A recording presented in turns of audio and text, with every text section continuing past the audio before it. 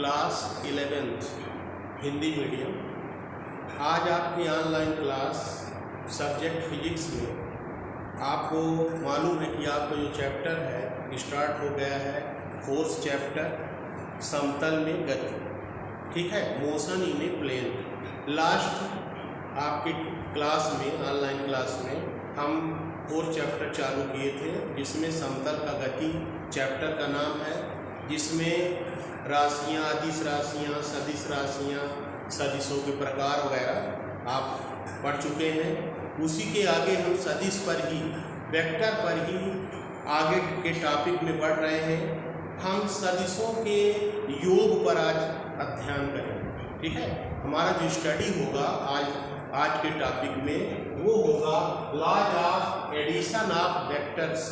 हम वेक्टर्स को जोड़ सकते हैं, ठीक है, दो या दो से अधिक सदिशों को हम जोड़ सकते हैं, ऐड कर सकते हैं, योग कर सकते हैं और परिणामी वेक्टर हम ज्ञात कर सकते हैं। तो सबसे पहले इसमें जो आपका सदिशों के योग पर नियम है वो है त्रिभुज का नियम।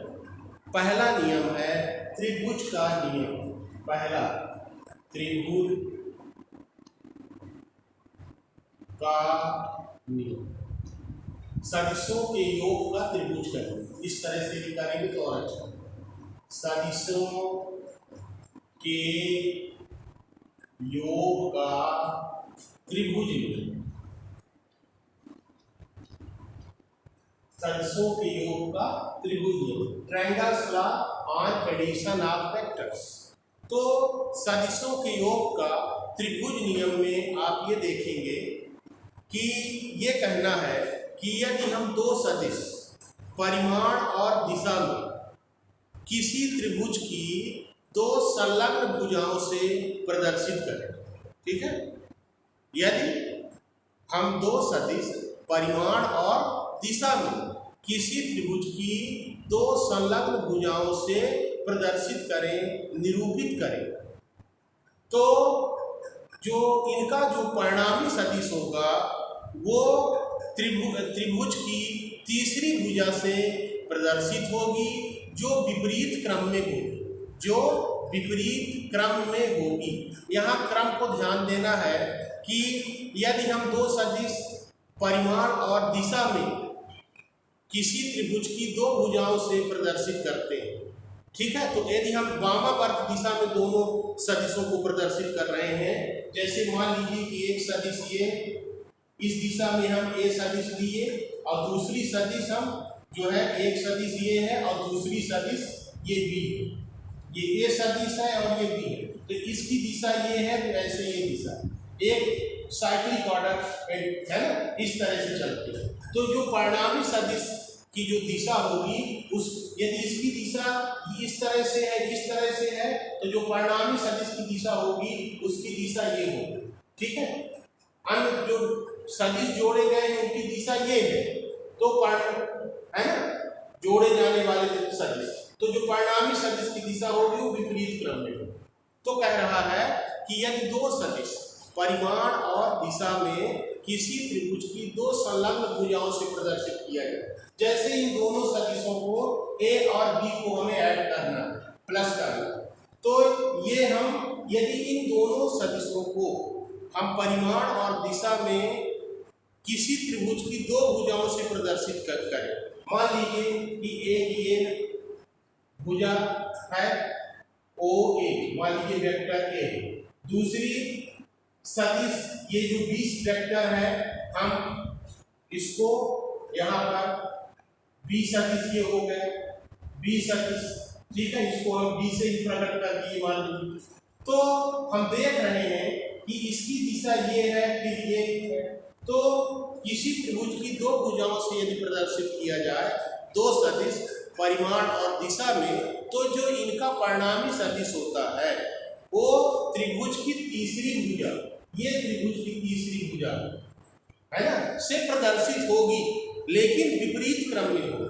विपरीत क्रम में होने का अर्थ है कि इसकी दिशा ये है, ठीक है। तो इस तरह से हम देख रहे हैं कि दो सदिश OA जिसकी वैल्यू ए वेक्टर है, ए बी जिसकी वेक्टर वैल्यू सदिश बी है, ये दोनों सदिशों को त्रिभुज की दो संलग्न भुजा OA और AB भुजा द्वारा प्रदर्शित की गई है परिमाण और दिशा में। तो इन दोनों सदिशों का जो परिणामी सदिश होगा, जुड़ने के बाद जो सदिश मिलेगी वो त्रिभुज की तीसरी भुजा OB से प्रदर्शित होगी। ठीक है, और ये vector A plus vector B मिलेगा, लेकिन विपरीत क्रम में मिलेगा, मतलब इसकी दिशा ये होगी। यदि दो सदिश, एक की दिशा ये है दूसरे की ये है, इस तरह से दिशा है, तो जो परिणामी सदिश की दिशा होगी उसकी दिशा ये होगी। तो इस तरह से हम कह सकते हैं कि vector OB equal to OA plus AB vector लगा देंगे तो जो ये है कि हम परिणामी सदिश को R से प्रकट करते हैं, रिजल्टेंट वेक्टर, तो ये होगा vector A plus vector B। तो इस तरह से हम दो सदिशों को त्रिभुज के नियम से जोड़ सकते हैं और त्रिभुज की तीसरी भुजा से परिणामी सदिश प्रदर्शित होगी, विपरीत क्रम में होगी। यदि दो सदिशों को परिमाण और दिशा में त्रिभुज की हम दो संलग्न भुजाओं से प्रदर्शित करें तो ये हमको मिलते हैं रिजल्ट। इसके बाद हम देखते हैं सदिशों के योग का चतुर्भुज नियम। सदिशों के योग का चतुर्भुज नियम क्या है, ये ध्यान देना है आपको।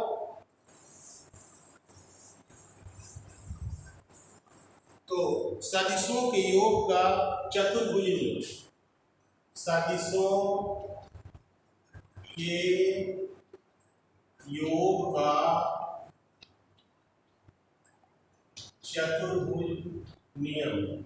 अब ध्यान देना है, हम यहाँ पर दो ही सदिश ले रहे हैं, ठीक है, लेकिन यदि हम दो सदिश परिमाण और दिशा में किसी चतुर्भुज की दो संलग्न भुजाओं से प्रदर्शित करें, ठीक है, दो संलग्न भुजाओं से प्रदर्शित करें तो उनकी जो परिणामी सदिश होगी, जो उन दोनों सदिशों का जो परिणामी सदिश होगा वो किस तरह से प्रदर्शित होगी, किस भुजा से प्रदर्शित होगी, तो किस साइड से प्रदर्शित होगी, इसके लिए चतुर्भुज का नियम दिया गया है। तो ये कहना क्या है इसका कि यदि मान लीजिए एक सदिश ये A वेक्टर A और दूसरी सदिश और है एक वेक्टर ये B, वेक्टर B दिया गया है, ये वेक्टर A, तो इन दोनों सदिशों को हमको चतुर्भुज के नियम से जोड़ना है। चतुर्भुज के नियम से हम कैसे जोड़ेंगे, कभी कभी हमको ऐसे गणना, इस तरह की गणनाएं हमारे सामने आती हैं कि किसी चतुर्भुज के नियम द्वारा हम इनका उपयोग करेंगे। तो दो सदिशों को परिमाण और दिशा में हम किसी चतुर्भुज की दो संलग्न भुजा, याद रखना है भुजाएं चार होती हैं, चतुर्भुज है, लेकिन दो जुड़ी हुई भुजा संलग्न भुजा होनी चाहिए। तो जो संलग्न भुजाओं से प्रदर्शित किया जाए तो इनका परिणामी चतुर्भुज के विकर्ण द्वारा प्रदर्शित होती है। और किस विकर्ण से प्रदर्शित होगी, वो उस विकर्ण के द्वारा प्रदर्शित होगी जो विकर्ण इन दोनों भुजाओं के कटान बिंदु से होकर गुजरती है। ठीक है, तो आप ये देखेंगे कि इसको बराबर हम ये लिए वेक्टर के, ये मान लीजिए O पॉइंट दे दिया, ये P दे दिया, ठीक है, और दूसरा एक सदिश हम यहां से ले लिए, ये Q पॉइंट दिया, ये B सदिश हो गए। ठीक है, तो हम ये देखते हैं कि दो सदिश परिमाण और दिशा में किसी चतुर्भुज की दो भुजाओं से प्रदर्शित किया गया है, OP भुजा से और OQ भुजा से प्रदर्शित किया गया है, दो संलग्न भुजाओं से प्रदर्शित किया गया है, सदिश है A और B। तो जो इनका परिणामी सदिश होगा वो दोनों भुजाओं के कटान बिंदु, दोनों भुजाओं का ये कटान बिंदु है, पॉइंट ऑफ इंटरसेक्शन है, तो इस पॉइंट कटान बिंदु से होकर गुजरने वाले विकर्ण द्वारा प्रदर्शित होगी। विकर्ण कौन सी बनेगी, ये, इसके लिए हम क्या करेंगे कि चतुर्भुज को पूरा करते हैं इस तरह से, ये चतुर्भुज को हम पूरा किए तो ओ पी क्यू हम आर दे सकते हैं। तो ये देखेंगे कि जो इन दोनों भुजाओं के कटान बिंदु से होकर जाने वाली विकर्ण, ये वैसे तो एक विकर्ण ये भी है, PQ भी एक विकर्ण हो सकता है, लेकिन जो सदिश प्रदर्शित किए जाते हैं वो जिन भुजाओं से, दो संलग्न भुजाओं से प्रदर्शित किए जाएंगे सदिश, ये अनिवार्यता है। तो जो परिणामी सदिश होगी उन दोनों भुजाओं के कटान बिंदु से होकर जाने वाली विकर्ण द्वारा प्रदर्शित होगी। यहाँ भुजा OP और OQ ये चतुर्भुज की दो संलग्न भुजाएं हैं। इन दोनों भुजाओं के कटान बिंदु O है, तो कटान बिंदु O से गुजरने वाली जो विकर्ण होगी OR, इस दिशा में परिणामी सदिश प्रदर्शित होगी। तो ये हो जाएगा R = A + B।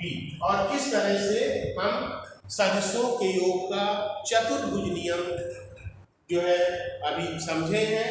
कि एक बार और ध्यान दीजिए कि यदि दो सदिश परिमाण और दिशा में किसी चतुर्भुज की दो संलग्न भुजाओं से प्रदर्शित किया जाए तो इनका परिणामी जो सदिश है वो दोनों भुजाओं के कटान बिंदु से होकर गुजरने वाली विकर्ण द्वारा प्रदर्शित होगी। ये आपको सदिशों के योग का चतुर्भुज नियम है। इसके बाद हम दो सदिशों से ज्यादा सदिश भी यदि हमारे पास है तो हम किस तरह से जोड़ेंगे। दो सदिशों से ज्यादा है, 3 सदिश है, 4 सदिश है, तो हम उनको बहुभुज नियम से जोड़ सकते हैं। सदिशों के योग का बहुभुज नियम भी हमारे पास है। तो कैसे होगा, सदिशों के योग का बहुभुज नियम, बहुभुज नियम किस तरह से ध्यान देना कि यहाँ पर आपको सदिशों के योग का बहुभुज नियम, मतलब आपको कई सदिश दिए गए हैं, 2 से ज्यादा दिया गया है, तो अब हम कैसे सदिशों का योग करेंगे। जैसे मान लीजिए उदाहरण के लिए एक सदिश आपको ये दिया गया, ठीक है, ये मान लीजिए वेक्टर A है, ठीक है। दूसरा वेक्टर आपको ये दिया गया वेक्टर B है, ये जोड़ना है, प्लस ये तीसरा वेक्टर आपको ये दिया गया वेक्टर C। 3 वेक्टर दिए गए हैं। ध्यान देना है कि जोड़ते समय हम इनकी दिशा चेंज नहीं करेंगे। जिन दिशाओं में ये प्रदर्शित किए गए हैं सदिश, उन्हीं दिशाओं में हम जोड़ते समय भी इनको वही दिशा रखेंगे। तो यदि हम तीनों सदिश को इस तरह से देख रहे हैं कि किसी हम इनको एक का प्रारंभिक बिंदु दूसरे का अंतिम बिंदु है, इस सदिश का प्रारंभिक बिंदु ये है, अंतिम बिंदु ये है, और तीसरी सदिश का प्रारंभिक बिंदु ये है, अंतिम बिंदु ये है ना। तो हम क्या करते हैं जोड़ने के लिए कि इनकी दिशाओं को यथावत रखते हुए पहली सदिश के अंतिम बिंदु में दूसरी सदिश के प्रारंभिक बिंदु को रखते हैं, है ना। तो किस तरह से रखेंगे, बराबर, जैसे एक सदिश ये हमने लिया, एक वेक्टर A हुआ, हम इसको ओरिजिन दे दिए, मान लीजिए यहाँ से चालू हो रहा है, ठीक है, तो ये बराबर हो जाएगा, तो वेक्टर A हुआ। फिर B सदिश को हम रखे, इसकी दिशा को हम नहीं बदले, जिस तरह से इसकी दिशा है वही दिशा हम वेक्टर B को रखें और हम ये OA इसका नाम B दे दिए, ठीक है। इसी तरह से तीसरी सदिश क्या है, C है, तो तीसरी सदिश C का प्रारंभिक बिंदु दूसरी सदिश के अंतिम बिंदु पर रखें, ये सब रखें, दिशा को बिना परिवर्तित किए हुए, ये हम C बिंदु दे दिए। तो हम अब इन सदिशों को किस तरह से जोड़ेंगे, तो सदिशों के योग का बहुभुज नियम जो है वो त्रिभुज के ही नियम पर आधारित है। ये है कि ये 2 से ज्यादा सदिश जोड़ा जाता है। तो सबसे पहले हम क्या करेंगे कि हम O को बिंदु B से मिला दें। तो देखो हमारा सदिशों के योग का त्रिभुज नियम अप्लाइड हो गया ना, इजी हो गई, हमारा जो गणना है, गणितीय गणना है वो सरल हो गई। तो सदिशों के योग का त्रिभुज नियम के अनुसार अभी आप देखे हैं कि ये त्रिभुज OAB हम अभी आगे ध्यान नहीं दे रहे, हम त्रिभुज ओ ए बी पर ध्यान दे रहे हैं। और इस तरह से हमारा यहाँ हो गया कि दो सदिश परिमाण और दिशा में त्रिभुज की दो भुजाओं से प्रदर्शित हो रहा है, जिसका मान वेक्टर ए और वेक्टर बी है। तो सबसे पहले हम ये सदिश ए और बी का परिणामी सदिश ज्ञात करेंगे त्रिभुज के योग के नियम से।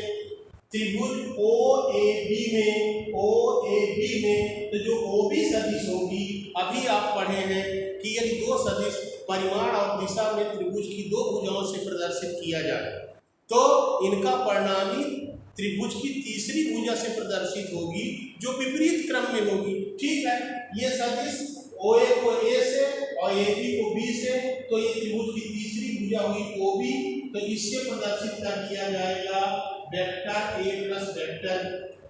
अब हमको ये दोनों सदिशों का जो परिणामी सदिश है ए प्लस बी मिल गए। अब हमारे सामने बात आती है सी सदिश को जोड़ने के लिए, तो हम क्या करेंगे कि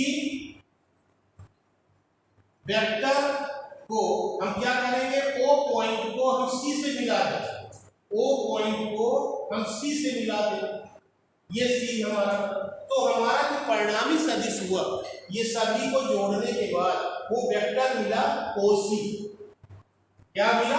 ओसी।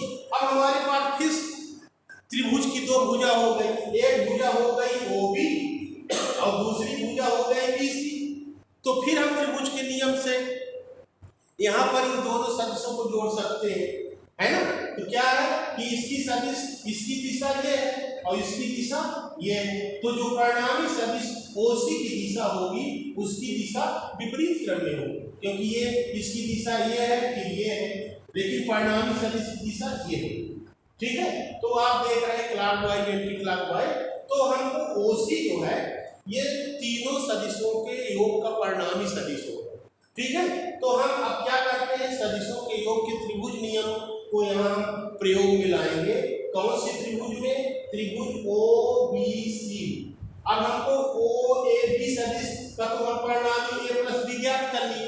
अब जब ए प्लस बी हमको ओ बी सदिश मिल गया, ए और बी का परिणामी, तो हम इसको एक त्रिभुज की भुजा मान लेंगे। तो ओ बी एक भुजा हो गई त्रिभुज की, दूसरी भुजा हो गई बीसी। अब दो भुजाओं से दो सदिश परिमाण और दिशा में प्रदर्शित हो रहे हैं, तो जो इसका परिणामी सदिश होगा त्रिभुज की तीसरी भुजा से प्रदर्शित होगी, जो भुजा ओसी के द्वारा विपरीत क्रम में प्रदर्शित होगी। तो ये लिखा जाएगा कि vector A plus vector B, हम ब्रैकेट लगा के लिखेंगे, फिर vector A plus vector B एक भुजा से प्रदर्शित जो सदिश है वो है, और जो बीसी भुजा से प्रदर्शित सदिश है वो क्या है, सी से प्रदर्शित है, तो इसको लिख देंगे सी, वेक्टर सी। तो इस तरह से हम देखें कि हम त्रिभुज के नियम के उपयोग से ही सदिशों के योग का बहुभुज नियम प्रयोग में लाते हैं और दो से ज्यादा सदिश जोड़ सकते हैं। इस तरह से आप सदिशों के योग का नियम आप पढ़े, कई नियम, उनको आप कॉपी पे लिखेंगे और नोट करेंगे, कंप्लीट करेंगे।